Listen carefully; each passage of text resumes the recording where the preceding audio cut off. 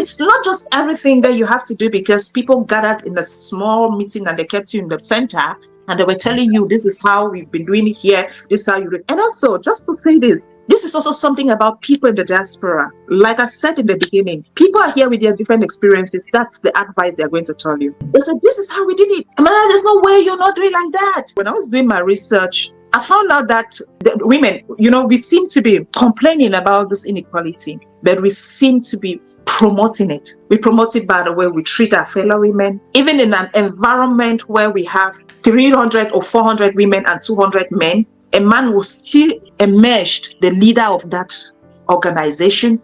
And before you see one woman there, it's a problem.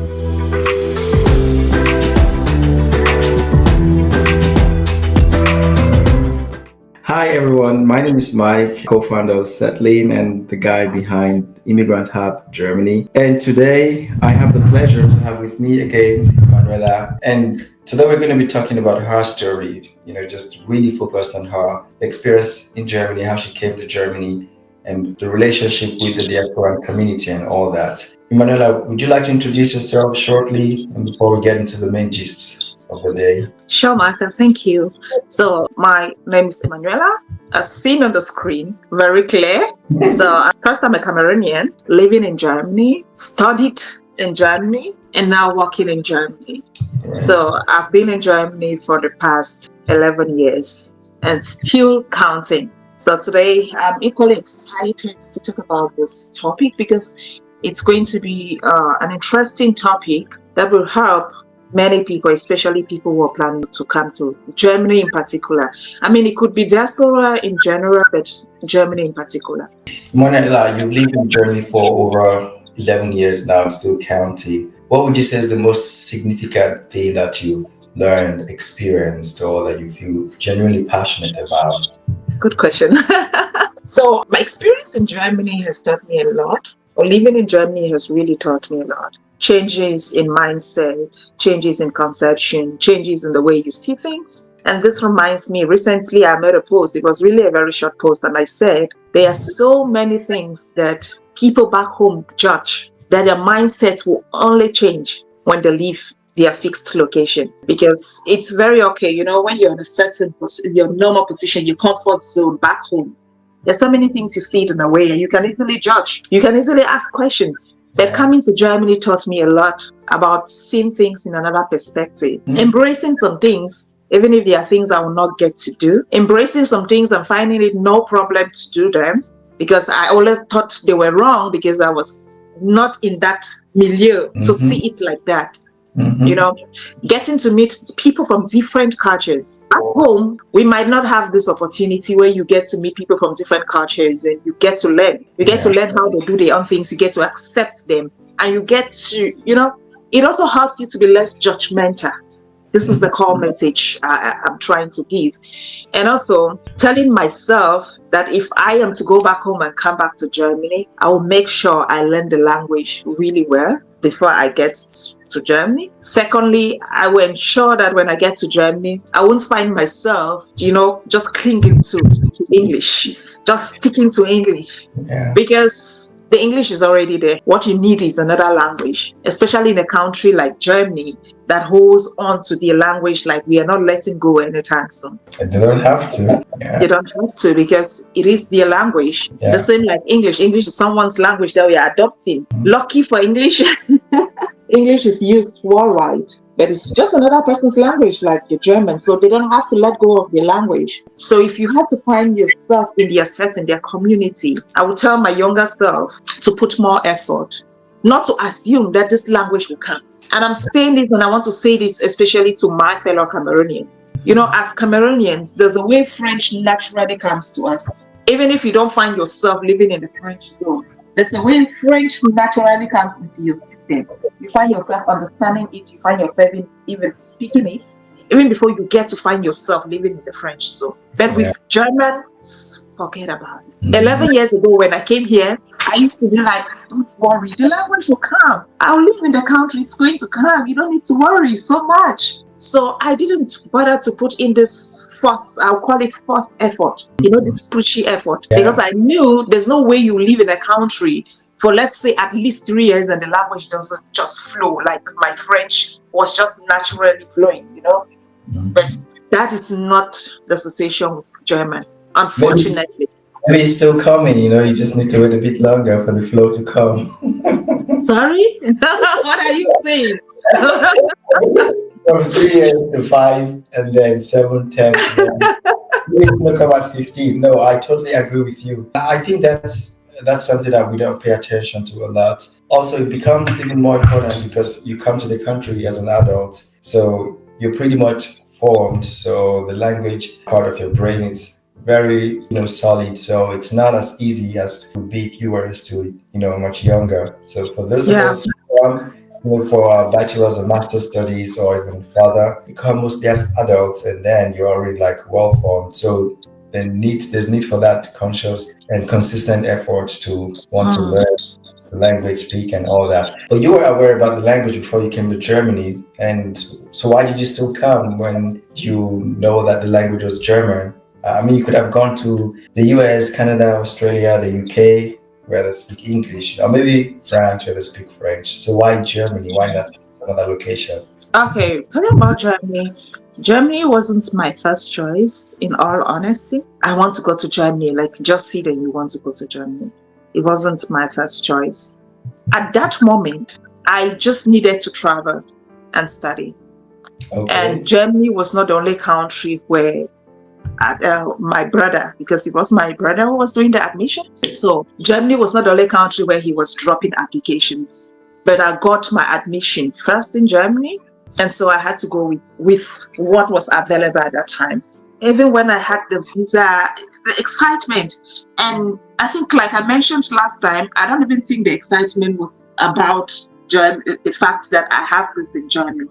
It was Mm-hmm. just the fact that personally I have issues with moving. So I Yeah. guess Yeah. that's what actually sponsored my zero excitement. Then Mm. it wasn't like Okay. Germany first choice and then this. I guess it's that's the thing with life as well. Sometimes you don't have to force something to happen. You just let things take their natural course because there's Exactly. reason for everything. So give us a bit about your background, what you studied here in Germany. How was the experience like studying? Where did you study exactly in Germany? What did you study? Tell us a bit about that. First thing is what brought me to Germany. The course that I actually applied for, or my brother applied for, that I Hmm. came to study in Germany was NGO management. It was like an MBA. My educational background is a salad. My Okay. educational background is a salad. Like, this is the best way I can describe my educational background, honestly. I That's remember good. some 2 months ago, in my German, one of my German lessons, in order to practice my speaking, I was asked to talk about my educational background. And I wrote about my educational background. She did not get it. She asked, like, are you saying these are the things you wish you wanted to study? Or these are the things you study? I said, no, Study. I'm saying everything I'm mentioning here, I have studied. Way. What tell us a bit about them and tell us about the salad. So this salad, secondary and high school. Secondary, I specialized in accounting. Yeah, high school, I specialized in business management. University, I did social studies, that is sociology and anthropology. Yeah, why minoring in management? So I have a major and a minor degree. Then I came to Germany to do NGO management. And Okay. when I came to Germany, I did this course for like 2 semesters. And I think subsequently, as we move ahead, I'm going to explain better why it was just like 2 semesters. I actually did this course, Okay. and I took a break from the course. I applied for another course, and this was, sorry, just to make it clear, this was University of Bonn Rhein-Sieg in Bonn. So that's exactly where I started my journey in Germany. Mm-hmm. So when I took this break 2 semesters later, I now went to University of Cologne. Yeah, so I applied to do culture and environment in Africa. So they have a course like that, culture and Yes, environment in Africa. yes, there is a course like that, culture and environment in Africa. Okay. So this course itself it has embodiment of so many things. Once you get there, there are so many different areas where you can choose to specialize. almost everything is just about Africa. So it could be linguistic, Africa linguistic, where we have lecturers who are linguists. It could be even about geographical issues. So we have people who are working with hazards and all of that. So it was just an embodiment of so many things, and you decide the direction where you want to go to. Me coming from a social background, sociology and anthropology, I was more of the direction of what's happening with culture, what's happening with people's languages, what's this, what's this, what's that, all of that. So that everything just about people. And for my master's dissertation or my master thesis, I now decided to specialize on women. Yeah, I decided to write on gender topics, gender discrimination, gender inequality. This was my specialization, and I just brought in a bit of language, how language is also used to discriminate against women, because Okay. that's an aspect many people don't get to know, that Yeah. apart from different areas where women are discriminated, even language, something as simple as language, Mm. is being used to discriminate against women. Never heard about that before. Would love to know about it. Sure. So I specialized in that area. And specifically at this moment, what I was looking in terms of when I talk about language, in terms of language, when I Mm-hmm. was looking at this moment, I was looking at English language and Pidgin. Yes, how are these two languages in particular used to discriminate against women? Okay. So I looked at it specifically from the direction of the women who are not able to communicate in English today. How is this connected to their educational background? And how were they hindered from getting education? So Mm-hmm. you see the connection. It starts from somewhere. You're not even able to communicate in the language that is seen as a prestigious language. Okay. So what happens that you're not able to use this language? How are you discriminated? How is your voice not heard because you cannot use this language? Many women get not to even talk in gatherings, not because they don't have something to say, but because it's English that is being used. And when they want to use their pidgin, you'll be like, that And language. where did you experience this, or where is this happening, or where was this happening? In Cameroon? Yes. Are you going to say it's happening in Nigeria too? No, I don't know, because I'm asking myself. I mean, how isn't it the same way that the men can learn the language? It's also the same way the women can learn the language. So I Yeah. just want to understand how and where the discrimination comes from. That Good. women. Yeah. I mean, that's a good question because, like I said, I used educational background, right? And I'm Mhm. connecting this. Yeah, So I don't know how it is or how it was in Nigeria, but you know that people literally had to fight for women to go to school. that's true. That's where it starts from. You know, the women Yes. education to So every yeah, child. they literally had to give reasons why women should be educated. If I Mhm. think about my grandfather in particular, my grandfather said girls are not supposed to go to school. Like there's no point, you know. So my mother, I remember my mother telling her story. She literally had to stay, and she's not the only person with this experience. My mother had to stay at home. She was past the school going age, but she had to stay at home to take care of her younger brother. And taking care of this younger brother, the younger brother, until the younger brother got to a school going age, and also I now went to school the same period with my mother. So where Mhm. was this mindset coming from? Because Yeah. the father said, "There's no point. Why is a woman going to school when tomorrow you get married?" So Mhm. we now connect this and we realize that you're taking care of your brother, and your brother gets to a school going age. You now go the same, like at the same time with your brother to school, and also talking to other women, their experience or their experiences that they actually talked about is that even after getting to a certain level, elementary education, their parents will now tell them, "You've had enough, I've tried my best. It's now time for you to get married, or you wait for somebody to find you to get married to you." Yeah. And your brother continues his education. And Mhm. now the continuation of this education gives them this experience, this courage, this language power to be able to express themselves. And now Yeah. what happened to the women? They Mhm. are left behind. Yeah. So Yeah. this is the genesis of the whole thing. And this is why I wanted to go back to the root. So Mhm. in order to write this thesis, I had to go back to Cameroon. Oh, you went home to Cameroon too. Oh Okay. yes, I had to. because I wasn't going to deal with just reading online and reading things people write about. So I had to go back home.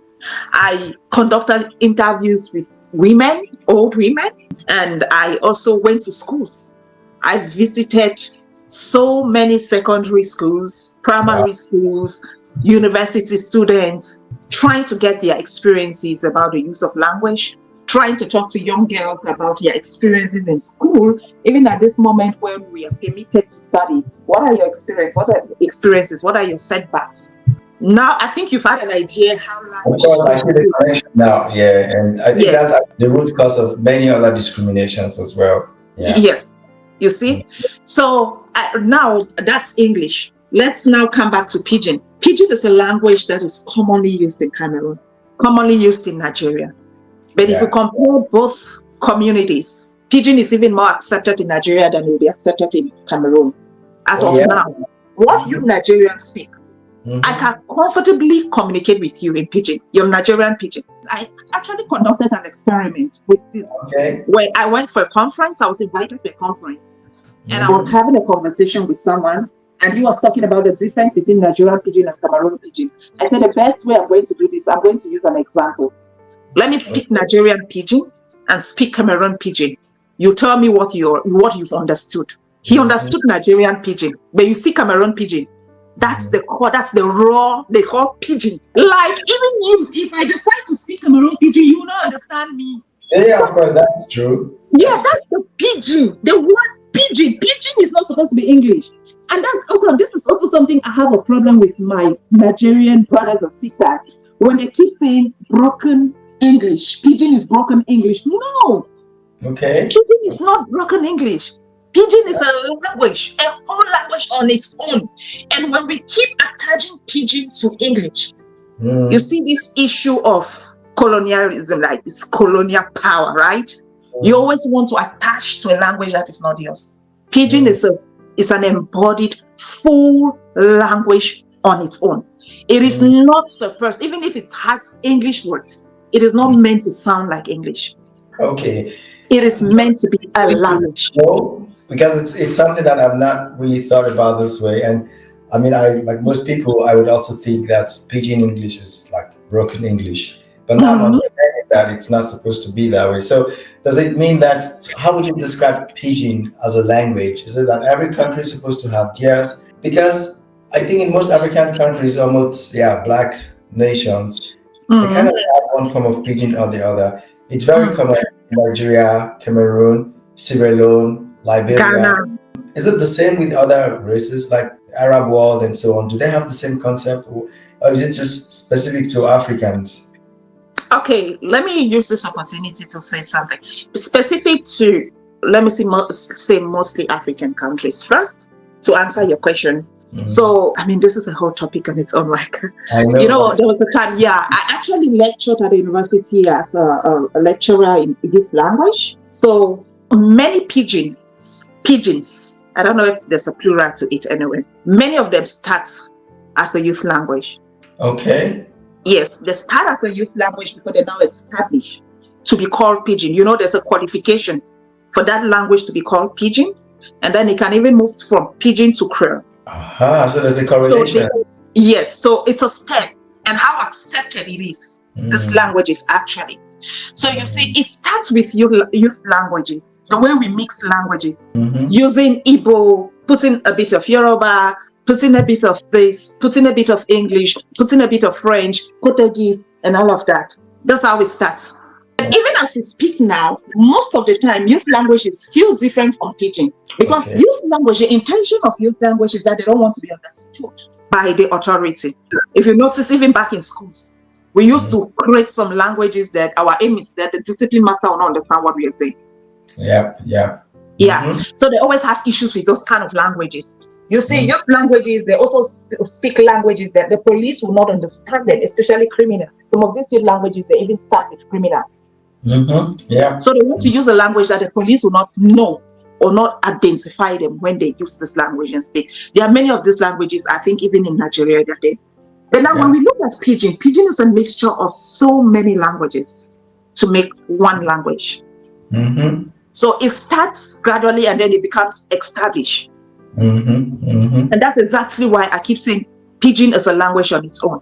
There is English-based English. Sorry, Pidgin. There is French-based Pidgin. There is Portuguese-based Pidgin. Oh, wow. So, yeah, the Pidgin now talking about the base, like what is the main language that you can get in these words when you Mm-hmm. use them. But if it is just one language, then it is not Pidgin. Pidgin is a salad of languages. That's true. That's Yeah. true. And then with time, there are words that are also brought into this. And also with Pidgin, you tend to change the words, the original words, to make a Mm-hmm. new word. You see, Mm-hmm. right? Now, Mm-hmm. I want to use this example. I know in Nigeria, Nigerians will say, come sit down. That's what you say, right? Yeah, yeah, Come yeah. sit down. Yeah, yeah, yeah. Anybody can understand that. Like That's anybody will understand what you're saying. Even if yeah. they are like, why is he not speaking good English? Why is he speaking like that? They Mm-hmm. might not immediately tell that it's Pidgin you're speaking because That's it can't sit down, come sit down. But mm-hmm. Cameroonians will not say come sit down. What do you guys say? Cameroonians will say come sit down. I'll just be looking at you like, what did you say? You get the point, right? So Yeah. that's why I said, no, you wanted to get into this discussion. I brought you there. But I think now I understand it better now because what makes a pidgin English better, or what makes pidgin better, is when someone who is not from there doesn't understand it. Because Yeah, if someone understands it, then it's just like yes, another language that they can exactly. understand. Yeah, I mean, Yeah, there's some beauty in having a language that it's your own. And for sure. also, just to let you know, I actually valued Pidgin more when I came to Germany. I did not True. value Pidgin until I Yeah. found myself doing research about Pidgin, going to conferences to talk about Pidgin, lecturing about Pidgin. Mm-hmm, I did mm-hmm. not value it this much. Because Yeah. back home, and I think even those who are back home, they still have the same mindset. Like, oh, Pidgin. Some people call it that bush language. Yeah. Language for the uneducated people. That's true. Mm. But it's a language, Mm, a mm. true Yeah. language. I mean, and that's the thing that that makes me very passionate about helping people understand what is on the other side of the world. Because you are in your location, Mhm. back home, Nigeria, Cameroon, wherever that is, and you think what you know is everything, but you are missing a lot because the world is much bigger than you think, and the Yeah. ideologies in the world are so diverse that you are forfeiting, if not missing out on a lot of things. Because Yeah. I think we become better people when we live in our home country and then we live in another country. Because the things that we used to know back home that we did not appreciate or we Yes. appreciate, when we move outside, we see them differently. And then we Mm. can appreciate them or not appreciate them. But at least we've seen them from two sides, from inside Yeah. and from outside, Mm. So just like you, I think I started having more value for Pidgin English or Pidgin in general when I moved to Mm. Germany. Because somehow it's not just cool, but you get to understand that, hey, this is actually a language that you have a leverage over because Yes. it's not obtainable here, but you have it. Yes. Yes. Exactly, Michael. And just like also to connect back to our topic, because this is also one of the things that got me interested in language. It got me interested in language that I wanted to move more and understand. And like you rightly said, when you live in another country, another medium, I can never minimize this. It Yeah. teaches you a lot. I mean, it even makes you shut up. Yeah, it makes And then you you begin shut to up. think more. Yes, because you think more, I got to stop even judging people's accents when I moved to Germany Yeah. because I got to understand that as I find their accents funny, like you get to why is the Kenyan talking like this? It's the same way they hear you speak. That because it is your 100%. accent, you don't hear yourself. You get to No. hear them speak, and you're like, what kind of accent is that? Why do you pronounce this as this? Why do Yeah. you do this as this? So I mean, barely a year after I arrived and I started doing this cultural environment in Africa, coming across many Africans with our accents, us having presentations and things to talk about language and accents, and the importance of having an accent, even not trying to fake to speak like an American. Oh my God. Mhm. I started understanding so many things. I Yeah. understood when naturally, there's this natural me that I don't like anybody who tries to speak like an American. I don't. Do you have something against America? No, no, no, no, no, no. This is not, I mean, language, in terms of language, right? Okay. Yeah, like you, I know you are a Cameroonian, I know you're a Nigerian, and you try to talk to me, trying to do some, how do you Nigerians call it? Uniform. Yeah, there's another, I don't know Okay. about Nigerians. Yes, Cameroonians, they call it what to say or rap, you know? You try Ah, to, the rap. you try to do your tongue, like you want to hide your Nigerian accent, you want to hide your Cameroon accent. There's a natural part of me that will stop respecting you. I'm sorry. It Mhm. happens. I cannot even control it. So you get what I'm saying? And when I moved here, I got to understand better why I used to have this natural feeling of, because that thing, it screams low self-esteem. But the truth is, many people don't know. Okay. It Yeah. Yeah. screams a lot of low self-esteem. Because you're not being your true self, your natural You're self. not being your true self. And it starts from you thinking that your original background is a problem. It Mm-hmm. starts by you wanting to sound like someone else because you think that person is superior to you. Yeah. Mm-hmm. Yeah. Mm-hmm. Your Igbo language is not the best. Why are you speaking Yeah. like it? Why do you Yeah. want to eat fufu? When others are eating rice, why are you eating fufu? Mm-hmm. When others are eating plantain, why do you want to eat fufu? Mm-hmm. Mm-hmm. The mindset Yeah. screams low self-esteem. And that's the thing many people don't know. And even I tell my followers this thing. If I hear you using Nigerian slangs, I don't respect you. That's the natural part of me. I don't. I Mm. don't respect you. There's a way I'll just look As a at you. Cameroonian using Nigerian slangs. Yes. Mm. I don't. I Okay. understand a Cameroonian who is based in Nigeria, but you in Cameroon just picking Nigerian slangs all over the place you're using. My respect for you is zero. And see, just so you may understand, I hardly even respond to comments like that. Yeah, you make a comment and I see a shahada jaw. I will not. So you Sorry. don't like our Nigerian language. Is that what you're saying? No, it No, takes I, low self-esteem. yeah, It's yeah, so loud. Just be you. Use yeah, your own language and let people want to learn it. Do yeah. you now see the number of foreigners who are learning Pidgin? The number is increasing for sure. It's Do you increasing. know that Nigerian Pidgin is being taught in Costa Rica as a foreign language in a university there? Are you serious? Never heard about that Yes. before. Oh, yes. One The of my Nigerian pigeon is being taught in the university. Nigerian Pidgin. No way. Yes. Nigerian Pidgin is taught at a university there as a foreign language. I've always thought about this, to have some kind of standardization for the, Nigerian pidgin English. That's how I communicate with my parents, my brothers, my siblings. And I can easily communicate with other people, other Nigerians will understand each other. Mhm. But I still have not seen, I haven't really looked into it. Anyways, maybe if I look, I will find. But I've always thought it would be nice to have some kind of standardization that you know that, okay, hey, this means this. And to Yes. hear that, somewhere else in Africa that they are learning the Nigerian pidgin English, I think that's Yeah. actually, putting some kind of structure to it. And yeah, that's Mm. actually, no, they didn't know this before. It is. And it's not taught by an African anyway. It's not taught by an African. Oyibo man, abi. Yes. And because the Pidgin he speaks, forget about it. I think some Nigerians will not be able to even speak the Pidgin he speaks. He's actually like he's my professor. He was even like he was in my committee, my PhD committee when I was defending. Okay, okay. And Yeah. because part of my defense, I had to talk about Pidgin too. He was excited. I mean, there was a time even in my defense, during my defense, that he and I we spoke in Pidgin. And you see, because I understand Nigerian Pidgin, he could speak So and I understand. tell me what's I mean, I can relate a bit to it, but I would like to hear from you as an expert in this field. What exactly is the significance? What's the importance? Why are they learning it? Why are they learning the pidgin language or the pidgin English? What's driving them to do that? I think because they're also getting to realize that it's just a language, like another language. Mm-hmm. Mm-hmm. Yeah. I think Mm-hmm. that's what they are getting to understand. And I also, on the other hand, I also think most Nigerians have given some value to this language. It's true. It's been a promotion, taking Yes. it off the Yes. shores of Nigeria.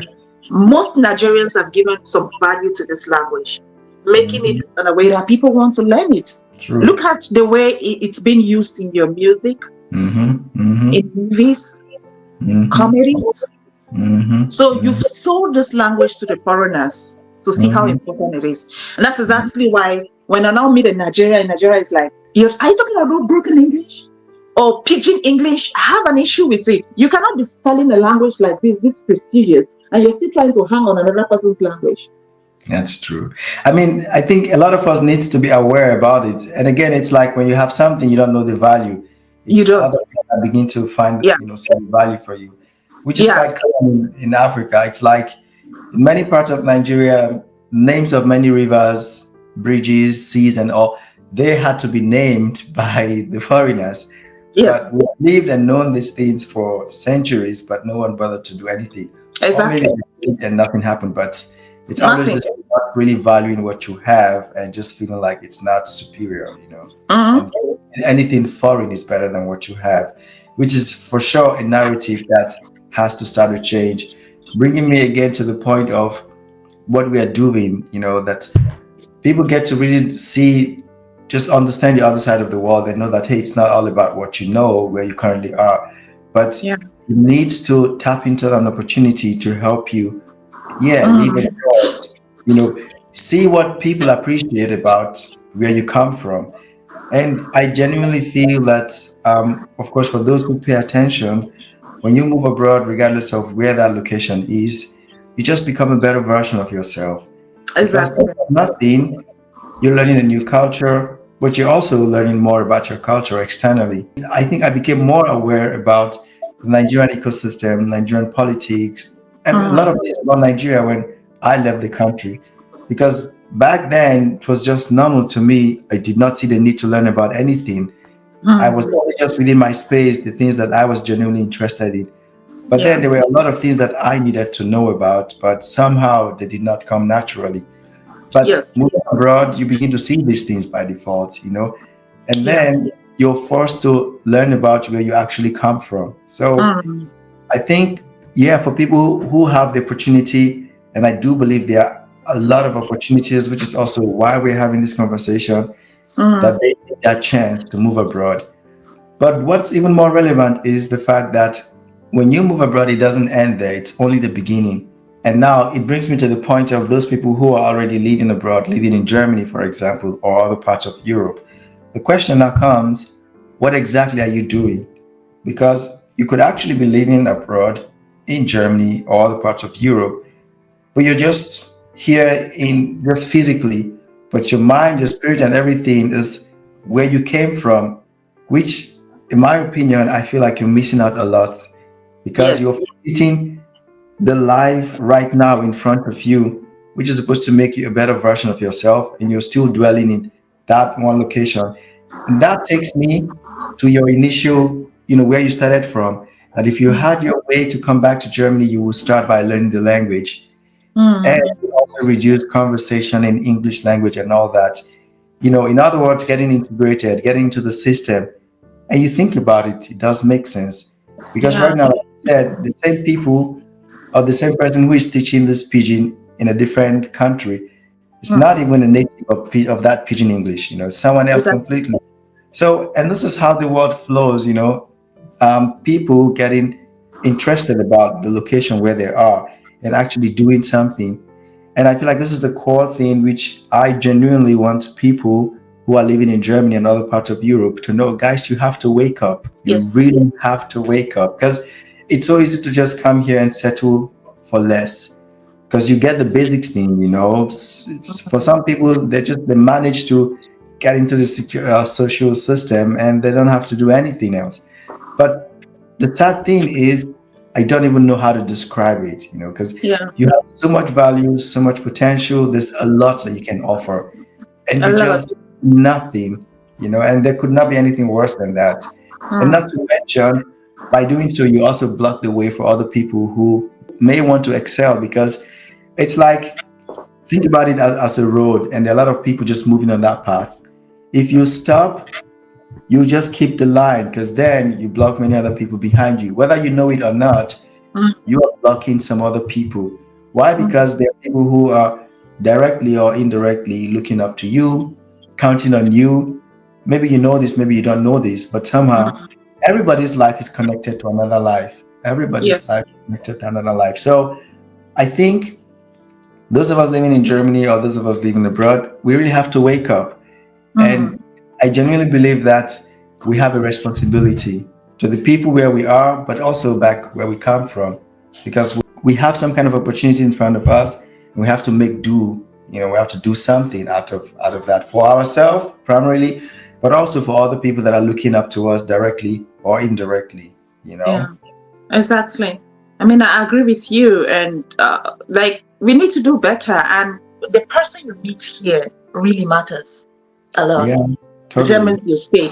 I mean, this takes me into maybe sharing my experience moving to Germany, how it happens, and the things that people should get to understand, the mistakes I made and the mistakes I did not make, and how I found myself here today. And I'm Okay. talking, you know. Yeah. So moving to Germany, like I said in the beginning, first of all, the course was not found by me; it was found by my brother. Yeah. So Yeah. I got this course and moved to Germany. The thing is, there was a lot of misconception from both of our ends in terms of the fees of this course. And I think you also live in Germany and you know that Mhm. there's the mindset that education in Germany is free. That's true. Yeah, predominantly it is free, especially in the region where I live. But the course I was coming to do was a professional course. Okay.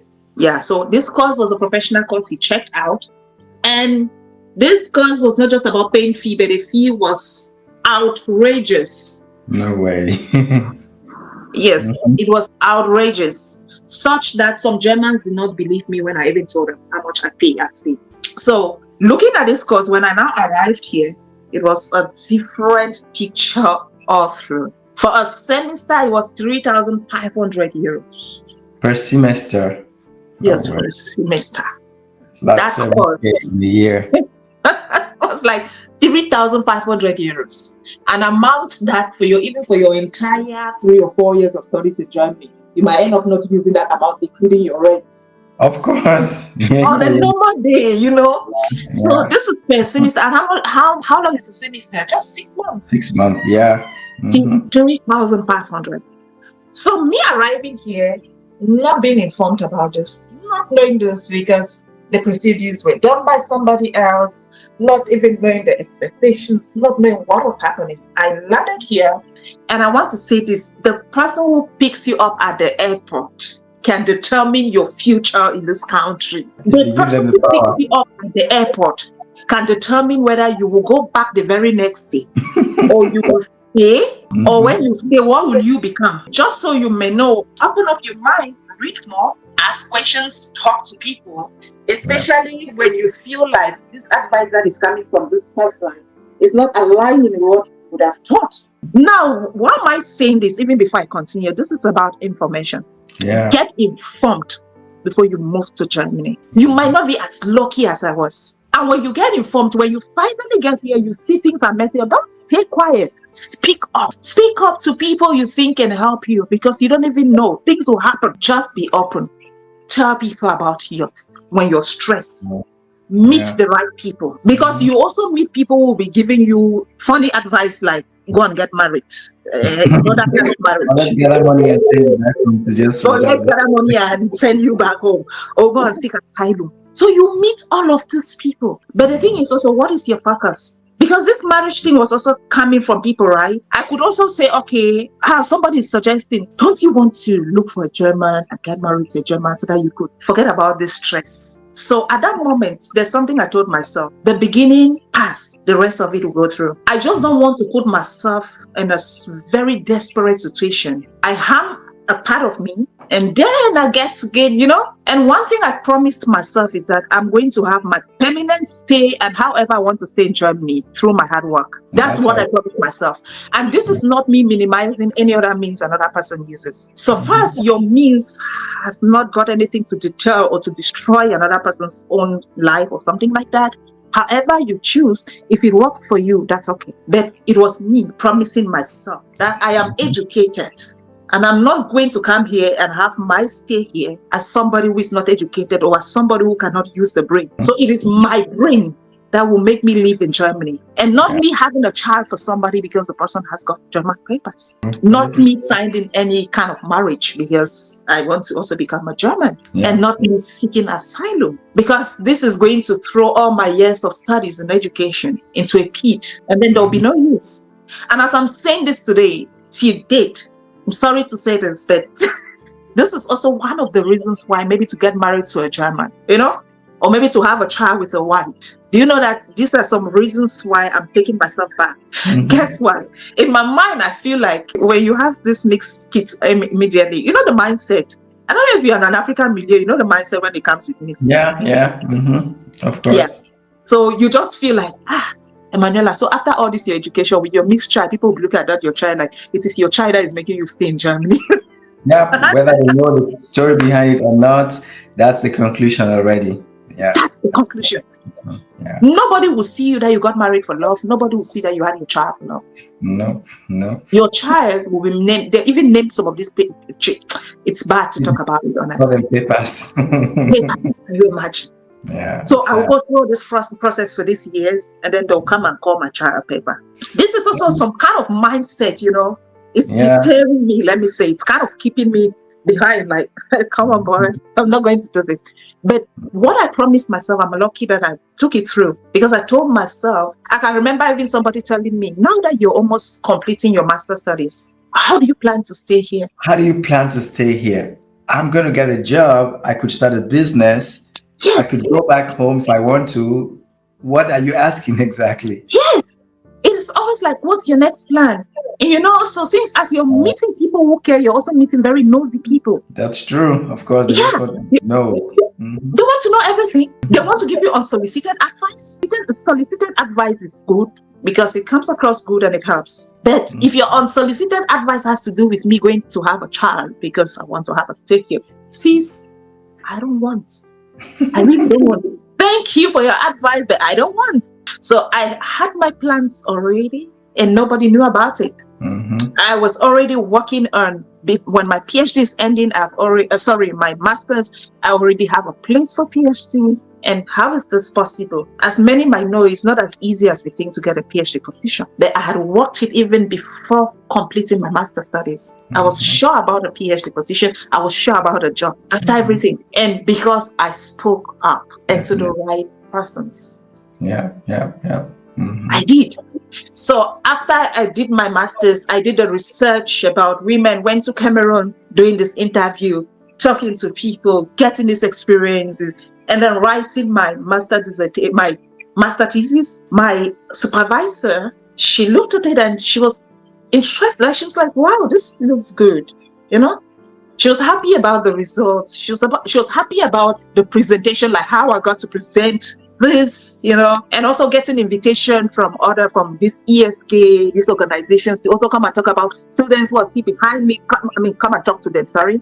Talk about my dissertation, the process, so that they can get to learn and all of that. So she was impressed, like, wow, Manuela, this is good. And like I said, it is my brain that will make me achieve some things. Not necessarily some kind of hard work. When I was doing my research, I found out that the women, we seem to be complaining about this inequality, but we seem to be promoting it. We promote it by the way we treat our fellow women. Even in an environment where we have 300 or 400 women and 200 men, a man will still emerge the leader of that organization.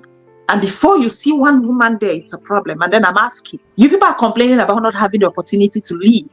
And you've had an opportunity in church, for example, you're 400 of you, you're more than the men. You can just tell them to shift on one side, let the women lead now.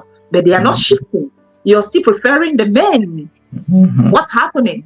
People have talked about gender inequality a lot, everywhere, every part of the world. But have you people asked so many questions, women, what are you doing about this? How are you discriminating? We will not minimize another person's means of making it here because our routes are different. Yeah. And however we approach it. But on the other hand, I have to say this because there is somebody who could also use this my route. It will not necessarily be the same outcome or goal the same, but you could still use this my route, but you're not informed that you could use it. You see somebody who is not educated coming here and struggling just to get pregnant for somebody, or struggling to get married because you'll not question. It's not just everything that you have to do because people gathered in a small meeting and they kept you in the center and they were telling you this is how we've been doing it here, this is how you do it. And also, just to say this is also something about people in the diaspora. Like I said in the beginning, people are here with their different experiences. That's the advice they're going to tell you. They said, this is how we did it. Man, there's no way you're not doing like that. This is how we did it. This is how to succeed. This is how we did it. When you want to even make a move that looks like a positive move, somebody will tell you it can never happen. Forget it. Forget it. Yeah. Forget about it. It can never. What are you talking about? You know why? They might not necessarily be doing this because they want to be mean or because they just want to stop you. Because it did not work for them. And they're just projecting their own experience. They're projecting their experience on you. So try it. Just try it. Whatever I'm saying today as my experience is just to tell somebody who is listening that make your own experiences. 100%. Yeah. Speak out. Talking to the right people. Mm-hmm. And don't get discouraged before it's over. For me, it is never over. Never over until it is over. Never. It is never over until I see the door is closed and it's blank and I know that nothing is happening. Yeah. Then I will say it is over. Yeah, it's never over. But so far as there's breath, it is not over for me. It's because your bank account is empty now. Sorry. I need to call you home. Come home, my daughter. So far as I still have the breath, means it is not over. And I'm going to make moves. I'm going to talk to people.